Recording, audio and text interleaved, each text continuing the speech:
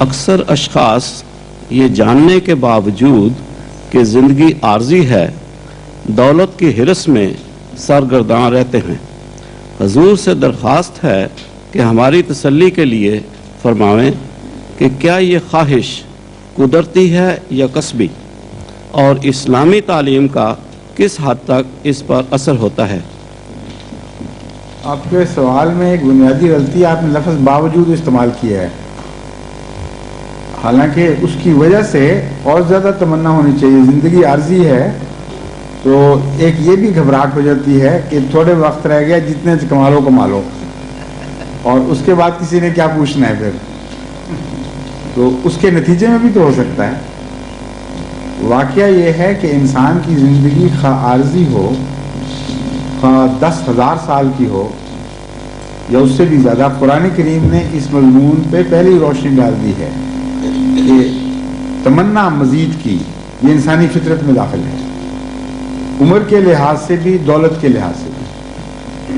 اللہ تعالیٰ عمر کے متعلق فرماتا ہے کہ کتنی بڑی ہم تمہیں عمر دے دیں پھر بھی تم یہی کہو گے کہ ابھی اور بھی مل جائے تو ٹھیک ہے۔ اور انسان کا یہ حال ہے کہ اگر ایک وادی سونے سے بھری ہوئی اس کو مل جائے تو وہ اور کی تمنا کرے گا، حرص اس کی پوری نہیں ہوتی۔ قرآن کریم میں بھی اس مضمون پر روشنی ہے، احادیث میں بھی کثرت سے اس مضمون پر روشنی ملتی ہے۔ اس لیے یہ فطرت کا معاملہ ہے، انسانی فطرت میں مزید کی تمنا خدا نے رکھ دی ہے، اور یہ تمنا اس کی ترقی کی خاطر رکھی گئی ہے۔ اب اسے آپ چاہیں تو صحیح رخ پر استعمال کر لیں، چاہیں تو غلط رخ پر استعمال کر لیں۔ اگر یہ موٹیو فورس ہوتی ہی نہ تو مذہب بھی نہیں پیدا ہونا تھا۔ فرق صرف یہ ہے کہ اس طاقت کو اگر آپ غلط رستوں پر استعمال کریں گے تو مادہ پرستی کا رجحان بڑھتا چلا جائے گا اور مادے کی حرص بڑھے گی۔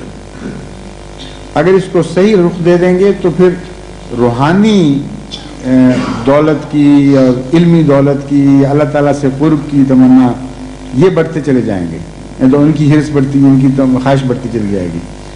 اس لیے فی ذات ہی یہ تمنا بری نہیں ہے، یعنی یہ ٹرینڈ برا نہیں ہے، اس کا استعمال صحیح بھی ہو سکتا ہے، غلط بھی ہو سکتا ہے۔ فرمائیے رشید عبد الرشید صاحب۔